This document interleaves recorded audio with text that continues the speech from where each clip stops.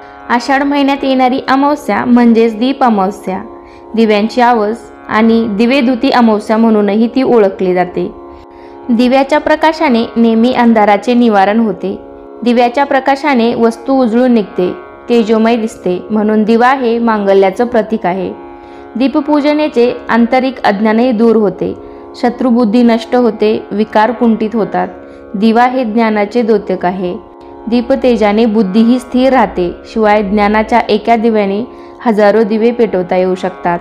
विजेचे दिवे कितीही सुंदर व शक्तिशाली असले तरीही त्या दिव्यांनी इतर दिवे प्रकाशित होऊ शकत नाहीत। आपल्या वैदिक किंवा दैनंदिन संस्कृतीत म्हणूनच दीपपूजेला खूप मोठं महत्त्व आहे। दररोज सकाळ संध्याकाळ देवघरात दिवा लावण्याची परंपरा आपल्या हिंदू धर्मात आहे, त्यामुळे दिव्यांचे महत्त्व हे अनन्यसाधारण आहे।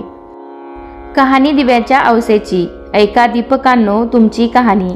आटपाट नगर होतं, तिथं एक राजा होता, त्याला एक सून होती। तिने एके दिवशी घरातला पदार्थ स्वतः खाल्ला आणि उंदरावर आळ घेतला, आपल्यावरचा प्रमाद टाळला।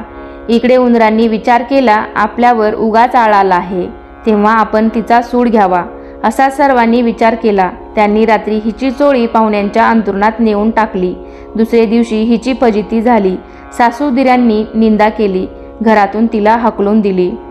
हिचा रोजचा नियम असे, रोज दिवे घासावे, तेलवात करावी, ते स्वतः लावावे, खडी साखरेनं त्यांच्या ज्योती साराव्या, दिव्यांच्या अवसेचे दिवशी त्यांना चांगला नैवेद्य दाखवावा। त्याप्रमाणे ही घरातून निघाल्यावर ते सर्व बंद पडले। पुढे ह्या अवसेच्या दिवशी राजा शिकारीहून येत होता। एका झाडाखाली मुक्कामास उतरला, तिथं त्याच्या दृष्टीस एक चमत्कार पडला। आपले सर्व गावातले दिवे अदृश्य रूप धारण करून झाडावर येऊन बसले आहेत, एकमेकांशी गोष्टी करीत आहेत। कोणाचे घरी जेवायस काय केलं होतं, कशी पूजा मिळाली वगैरे चौकशी चालली आहे। सर्वत्रांनी आपापल्या घरी घडलेली हकीकत सांगितली। त्यांच्या मागून राजाच्या घरचा दिवा सांगू लागला, बाबांनो काय सांगू, यंदा माझ्यासारखा हतभागी कोणी नाही।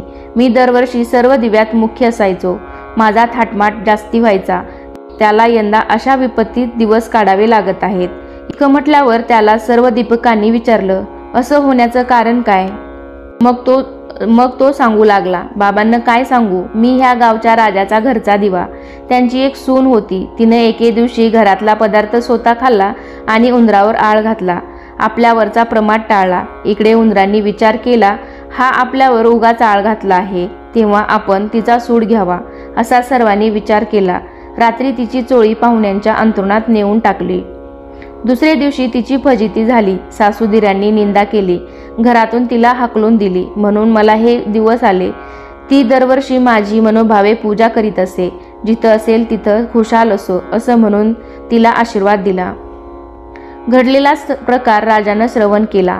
आपल्या सुनेचा अपराध नाही अशी त्याची खात्री झाली। घरी आला, कोणी प्रत्यक्ष पाहिले आहे काय म्हणून चौकशी केली। तिला मेना पाठवून घरी आणली, झाल्या गोष्टीची क्षमा मागितली, साऱ्या घरात मुख्यदारी दिली। ती सुखानं रामराज्य करू लागली। तर जसा तिला दीपक पावला आणि तिच्यावरचा आळ टळला, तसा तुमचा आमचा टळो ही 60 उत्तराची कहाणी 5 उत्तरी सुफळ संपूर्ण।